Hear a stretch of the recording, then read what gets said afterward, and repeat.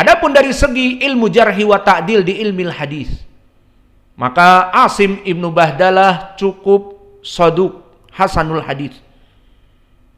Karena telah terjadi ikhtilaf di antara mereka, para ulama ada yang mensikohkannya seperti Imam Ahmad mengatakan sikoh, dan juga Ibnu Sa'ad sikoh.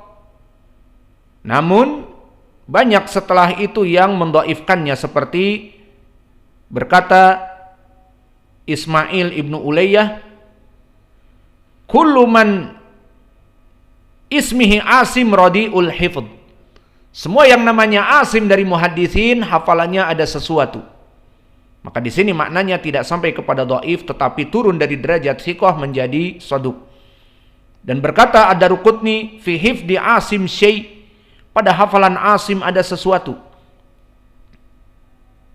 Dan berkata Yahya ibnu Sa'id Al-Qattan, ma wajadtu rajulan ismuhu Asim illa wajadtuhu radiul hifdz. Tidaklah aku dapati dari para muhaditsin yang bernama Asim kecuali hafalannya ada sesuatu. Maka disikohkan tadi oleh Imam Ahmad dan Ibnu Adi, dan disikohkan juga oleh Abu Zur'ah, dan didhaifkan oleh para ulama seperti tadi kami sebutkan yang mendhaifkan. Dan berkata Abu Hatim juga, mahalluhu indi mahallu sidq. Maka ini ucapan yang tengah-tengah bagus, bahwa bagiku dia adalah mahaluhu sidq, dia saduq. Laisa mahaluhu an yuqal thiqah, bahwa dia itu tidak termasuk orang yang thiqah. Walam yakun bidakal hafidh, karena dia tidak begitu hafal. Maknanya pas-pasan. Dan orang-orang yang mengatakan pas-pasan seperti juga An-Nasai, dikatakan laisa bihafidh, laisa bihi ba's. Kalimat laisa bihi ba's hukumnya saduq, hasanul hadis. Maka begitupun para ulama yang lain, maka dia itu rawi yang saduq, hasanul hadis. Dan murid-muridnya ada dua, tadi kami sebutkan dari Syu'bah ibnul Ayyas, dan dia thiqah. Dan yang terkenal dan paling masyhur dari muridnya adalah dari riwayat Hafiz ibnu Sulaiman ibnul Mughirah an Asim. Adapun Hafiz ibnu Sulaiman ibnul Mughirah, dia adalah rawi yang dari segi ilmil hadis matruk. Dia dari segi ilmil hadis ditinggalkan oleh para ulama.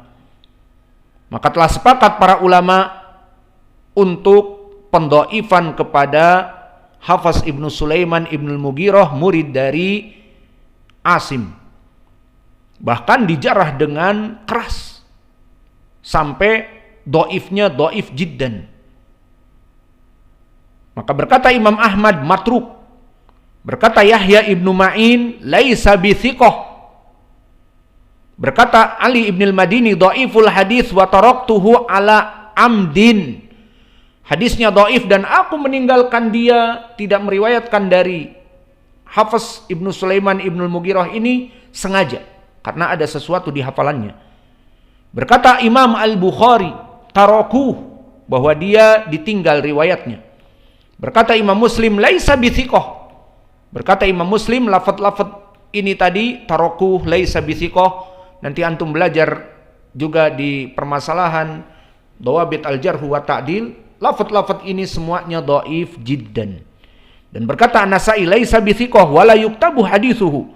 Dia rawi yang tidak thiqah, tidak ditulis hadisnya, tidak boleh. Dan di riwayat yang lain matruk, dia ditinggal, dibuang hadisnya ke tong sampah. Dan berkata Ibnu Adi, amatu hadithihi au ahadithihi ghaira mahfudhah. Kebanyakan hadis-hadisnya tidak benar. Dan didhaifkan oleh Abu Zur'ah. Maka inilah kedudukan dari Hafiz ibnu Sulaiman ibnul Mughirah yang meriwayatkan dari Asim ibnu Bahdalah. Maka jika kita kembali kepada tarikh, bagaimana qiraah Hafiz an Asim menjadi mendunia, maka pada zaman itu apakah mendunia? Jawabnya tidak. Seperti tadi ucapan Imam Ahmad, qiraah apa yang kamu cintai? Dijawab qiraah Ahlul Madinah ay Wars an Nafi'. Jika tidak ada baru Hafs an Asim. Maka qiraah Hafs an Asim disebutkan oleh para ulama di tarikhnya bukan qiraah yang terkenal. Apa penyebabnya? Pertama, dikarenakan Hafs yang menjadi muridnya rawi yang matruk, yang ditinggal hadisnya. Maka karena ditinggal hadisnya, para ahlul qura yang lainnya pun mungkin meriwayatkan dari rawi Hafs matruk.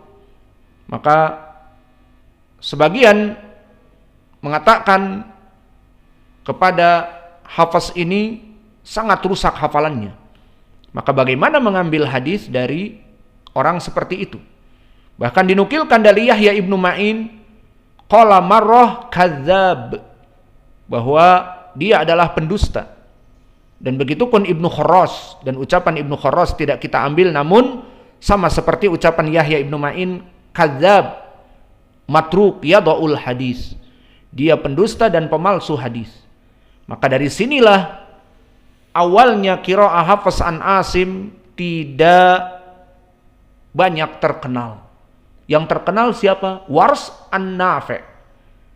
Dan begitu pula dikarenakan dari Ahlil Madinah.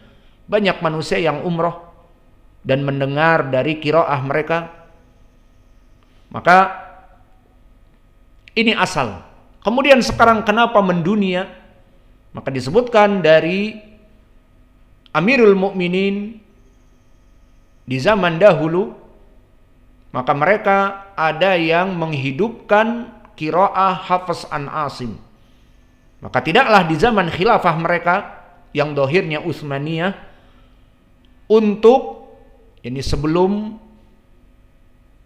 di Turki dan kemudian di Turkiya, di zaman-zaman terakhir dari kekhilafahan yang terakhir, maka mereka mengambil qiraah Hafs an Asim qiraah yang wajib, agar kita semuanya membaca dengan qiraah Hafs an Asim agar seragam. Maka dibuatlah mushaf-mushaf dengan qiraah Hafs an Asim. Dan juga dijadikan para pengajar mengambil usul dari qiraah Hafs an Asim dan menghafal dari qiraah Hafs an Asim. Maka mulailah next generation, generasi ke generasi, membaca Al-Quran yang dicetak dan dibagikan dengan mudah, qiraah Hafs an Asim. Dan guru-guru tajwid, qiraah Al-Quran, tasmi, semuanya bermadhab Hafs an Asim. Maka tersebarlah qiraah Hafs an Asim mendunia, termasuk di negeri Arab dan juga di negeri Asia Timur seperti kita, dan di negeri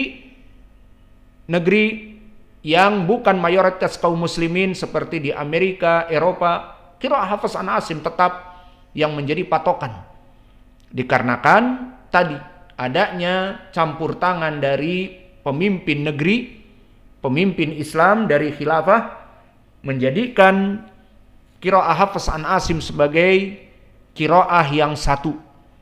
Maka mulailah dari sini redup dari qiraah-qiraah yang lain, karena seakan-akan diwajibkan untuk dihafal qiraah ini.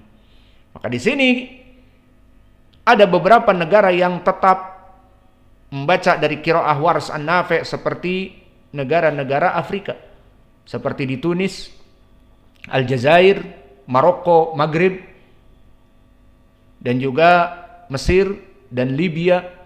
Dan ini yang kami ketahui dulu waktu kami di Damad, datang Abu Hafs al-Maghribi mengajarkan qiraah Wars an Nafi'. Dan lihat bagaimana Syekh Mukbil mengetahui ilmu tentang ini. Apakah Syekh Mukbil mengatakan, "La, jangan fitnah, fitnah"? Maka diperintah untuk membaca Al-Quran. Berapa kali kami mempersaksikan dengan qiraah warsnya yang ma'ruf. Maka kita mulai memahami qiraah pada zaman Syekh Mukbil. Maka lihat bagaimana imam tidak ingin bahwa ini adalah sunnah kemudian dihilangkan dan sebagainya, tidak. Dan beliau memesan ke Saudiyah dari kutub Al-Quran dengan qiraah mushaf Wars an Nafi'. Maka dibagikan kutub tersebut dan diajarkan oleh Abu Hafiz Al-Maghribi. Maka di sini bagaimana iktina ulama ahli sunnah. Ini adalah dari sunnah. Dan Syekh memahami bahwa ini qiraah dari sunnah. Hafiz dari waras an-Nafi'. Maka hidupkan. Maka dihidupkan. Maka sering kami juga mendapati Abu Hafiz Al-Maghribi dengan izin Syekh, kamu jadi imam. Meskipun imam asalnya adalah Ahmad Al-Busabi, namun kadang-kadang dipersilahkan Abu Hafiz Al-Maghribi untuk mendendangkan qiraah yang lain, terutama riwayat Wars an-Nafi'. Maka inilah dari ahli sunnah. Hidupkan sunnah-sunnah yang termatikan. Ajarkan qiraah-qiraah yang dia sumbernya dari Nabi. Dan di sini kita mengajari kalian untuk tujuan ini. Maka selesai dari Hafiz an Asim, kita kembali ucapan Allah Jalla wa Ala di ayat yang ketiga, Maliki yaumiddin. Ini adalah qiraahnya Hafiz an Asim yang kalian hafal, dan juga Ya'qub Al-Hadrami, dan juga Al-Kisai, dan juga Khalaf Al-Ashir atau Khalaf Al-Bazzar. Lalu di sana ada qiraah yang lain dari Ahlul Qura, dari 10 yang tersisa, berarti 6. Yang mana mereka membaca dengan tanpa mad. Maka dibaca di ayat yang ketiga, khilaf yang kedua, dibaca Maliki yaumiddin tanpa mad. Maliki yaumiddin. Maka kita baca qiraah jumhur dan qiraah, atau bukan jumhur malah, qiraah Hafiz dengan yang lainnya selain dari Hafiz. Maliki yaumiddin. Maliki yaumiddin. Maka sekarang siapa yang membaca selain dari qiraah Hafiz an Asim, maka sisa dari 10. Pertama Wars an-Nafi', kedua riwayat Ibnu Katsir, ketiga riwayat Abu Amr, keempat riwayat Ibnu Amir, kelima riwayat Hamzah Az-Zayyad, dan yang keenam Abu Ja'far Al-Madani. Maka mereka semuanya imam-imam dari qiraah al-asyrah yang kita pelajari. Maka qiraah yang antum baca Maliki yaumiddin itu masyhur qiraahnya Hafiz an Asim. Namun justru yang lebih banyak dari qiraahnya yang dipopulerkan oleh para ulama Ahlul Qura al-Ashir yang 10 malah justru tanpa mad, Maliki yaumiddin. Maka di sini ada 6 qura. Maka mungkin ini yang bisa kita berikan. Maka sudah jelas pelajaran kita sekarang mengarah kemana. Tatbik dari qiraah asyarah dengan sedikit dari ilmu tajwid dan sifatul huruf, karena itu sudah terulang, dan mungkin mengurangi dari i'rab, tidak mengi'rab lagi, atau kalau kita butuh mengi'rab kita mengi'rab, dan juga apalagi tafsir dari ma'ani, apa makna dari ayat ihdinas siratal mustaqim, ataupun alhamdu, apa makna alhamdu, itu di ilmi tafsir. Adapun tafsir kita adalah tafsir al-ahruf, kita mempelajari tafsir harf. Maka alhamdulillah kita telah masuk kepada ayat yang ketiga, dan telah kita jelaskan dari para qurra tarjimahnya.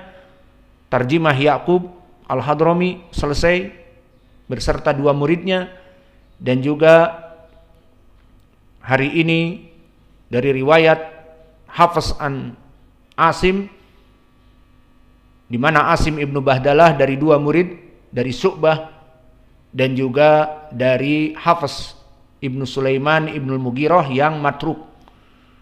Maka insya Allah di pelajaran yang akan datang kita masuk kepada ayat yang berikutnya, keempat dan seterusnya. Wa naktafi ila huna wa jazakumullahu khaira wa barakallahu fi ilmikum. Subhanakallahumma bihamdika asyhadu an la ilaha illa anta astaghfiruka wa atubu ilaik.